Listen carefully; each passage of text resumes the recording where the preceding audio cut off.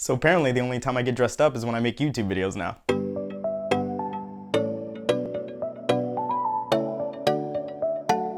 So this is going to be a video about the season 4 premiere of Insecure titled Lowkey Feelin Myself.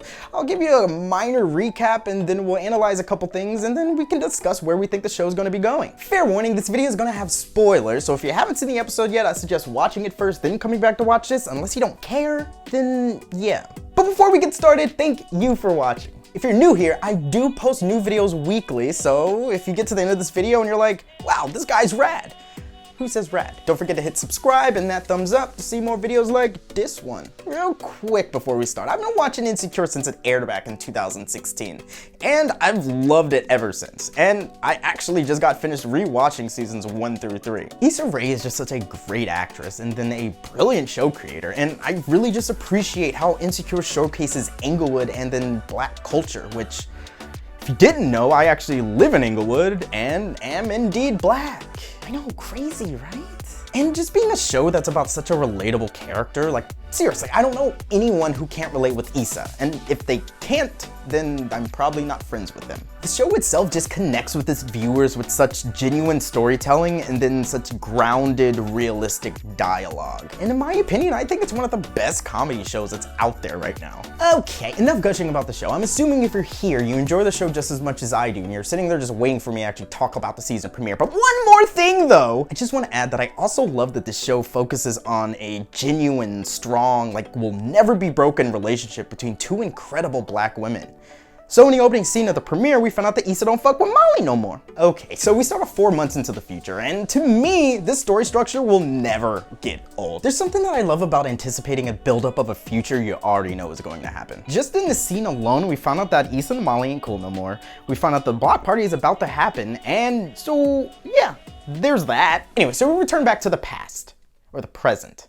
I guess it's more the present, because we know the future, and then we're gonna watch it presently. So we're just gonna go with that. Anyway, so Issa is hanging out with Condola, and if you don't remember who she is, she was Tiffany's friend back in season 3, and Issa ran into her at the Black Movies in the Park event. So it's been about a month since they linked up and started working on the block party, and so now they're discussing a mixer that they're having, which will have potential donors who can donate money to the block party.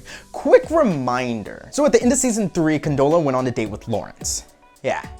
Lawrence. And apparently they're still dating and Issa doesn't know. And I guess I should give a quick relationship update. So Lawrence is dating Condola, Molly is still seeing Andrew, that guy from Coachella, and then Issa is hooking up with this TSA agent named Marvin, I believe. And I say hooking up because she gets weirded out when he buys her a gift. I think we can safely say that Issa is, you know, feeling herself.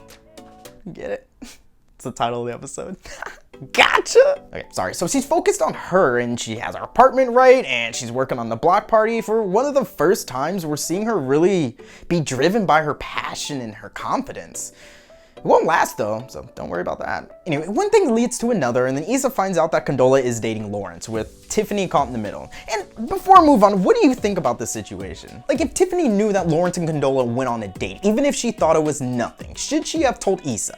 My opinion though, just a heads up is all it would have taken, you know? So let me know what your thoughts are down below in the comment section. So everyone's chilling and we get caught up with what everyone is doing. And this is the part of the show where everything goes wrong for everybody. Issa and Condola are weirded out about the whole Lawrence thing, and Lawrence is actually weirded out by it too, but Issa and Condola still work together because they have the mixer going on later. Then Molly finds out that Andrew's still seeing other people because they're not technically exclusive. And then on top of that, at the mixer, Issa's basically blowing it. I mean, this is new territory for her. She has potential donors asking her questions she can't answer, and then she's lying about what the event actually is about by telling different people different things, basically telling them what they want to hear, and then she's basically just off her game. And before I move on, I do want to talk about the whole Issa Lawrence Condola thing. Like, we all know that Issa's not completely over Lawrence yet, right?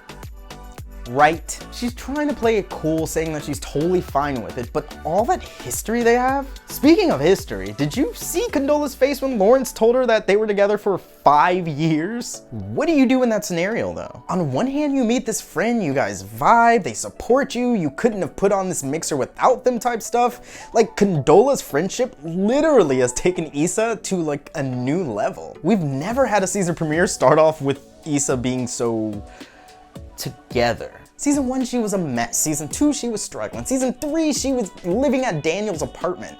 And I mean, yeah, she doesn't have a job right now, but she has her own apartment, she's following her passion, and she's putting together this block party. Okay, and then on the other hand, this person is dating your ex, like your big ex. There is no I'm cool with that, especially if it's this soon and you haven't completely gotten over that person yet. I'll bring this back up in a second when I talk about Molly, Kelly, and Tiffany.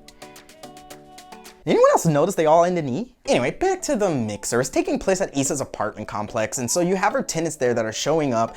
They're being loud, they're being rowdy, they're ruining it, they're causing the more reserved potential donors to leave. And so Issa freaks out, so she steps up and she gives a speech. And she kills it. I've noticed that Issa's always at her best when she's at the end of her rope. This scenario really forced her out of her comfort zone. It really forced her to like really articulate what the event is actually about. And she brought passion. Like I feel like Issa always has this in her, but she doesn't have the confidence to really step up and do it unless she's forced to. And you know deep down, she probably feels like she can't do this, and even more so without Condola, which probably makes this whole Issa Condola Lawrence situation even more difficult to deal with. Okay, so throughout all of this, Molly is all bent out of shape because of Andrew. She's treating him like the homeboy, she's acting like she don't have her feelings hurt, and then she's being distant. And all I could say was, Molly, girl. I was watching the wind down at the end of the episode, and Issa pointed out that Molly has never been in a long-term relationship on the show, and I was like, holy shit, she hasn't, which made the way she was acting even more frustrating. And I get it, it's hard out there dating in Los Angeles.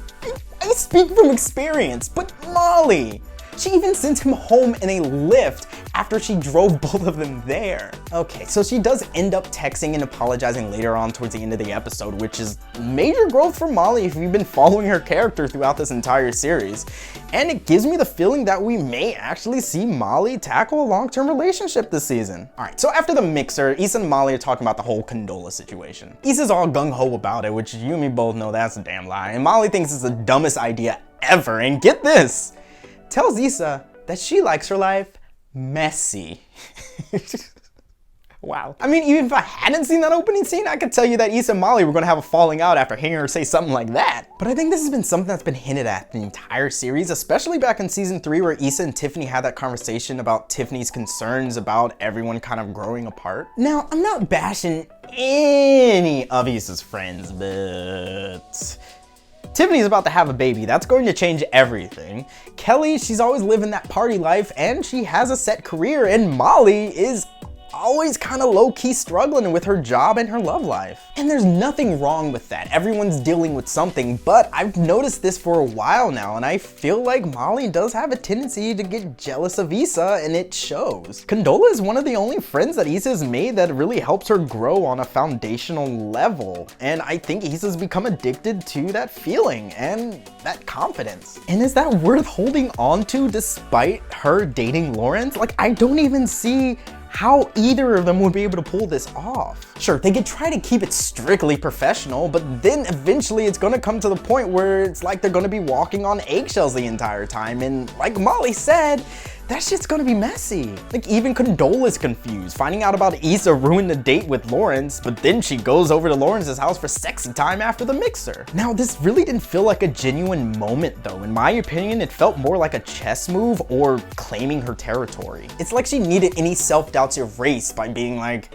I got him, she don't. Or it was just her making her choice. She's choosing Lawrence, and I don't blame her. Lawrence is a catch. And see, it's already getting messy and it's only been a day. But for the most part, that was the episode. I think I see Issa and Condola trying to make it work for a little bit, but eventually something's gonna give. We know that the block party actually happens because we see it in that opening scene, but I just don't know how long they can continue to work together if Condola's still dating Lawrence. And of course, we're gonna see the falling out between Molly and Issa, but I think it's gonna build up over the season until it gets to a point where their bottled up truths come erupting out. And I know they've argued and had disagreements in the past, but I feel like those are smaller versions leading up to this bigger one where it's not really going to take hot Cheetos and dip to fix. And I'm really interested to see how it's going to develop. Aside from that, I think we are gonna see Issa kind of distance herself from her friends, like possibly going to like meetup groups to network, or maybe being driven closer to Condola somehow, like who knows. But I do think that Issa's gonna be more focused on her professional career this season,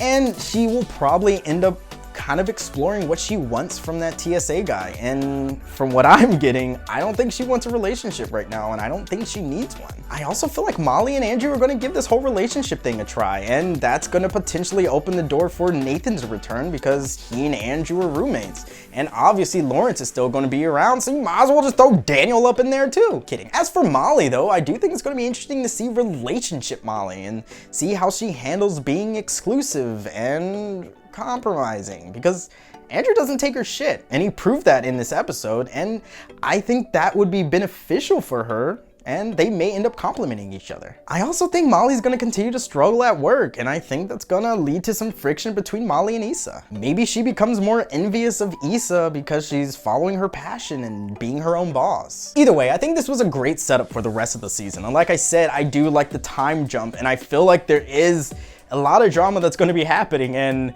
despite her not wanting it to be messy, this shit is gonna get messy. Regardless though, I'm looking forward to watching it with you and then putting videos out about it. All right, so this is the part where I normally read/show my top 3 favorite comments from my last video, but since there's not a last video for Insecure, leave comments here. Let me know what you thought of the episode and where you think all these awkward situations are gonna lead, and then what was your favorite moment of the episode. And with that, thank you so much for watching, especially if you made it to the end. If you wanna see some of the other videos I've made for other shows or movies, feel free to click one here. And then don't forget to hit that thumbs up, it really helps me out. Then subscribe with a notification bell. Until next time, shine on, you crazy diamonds.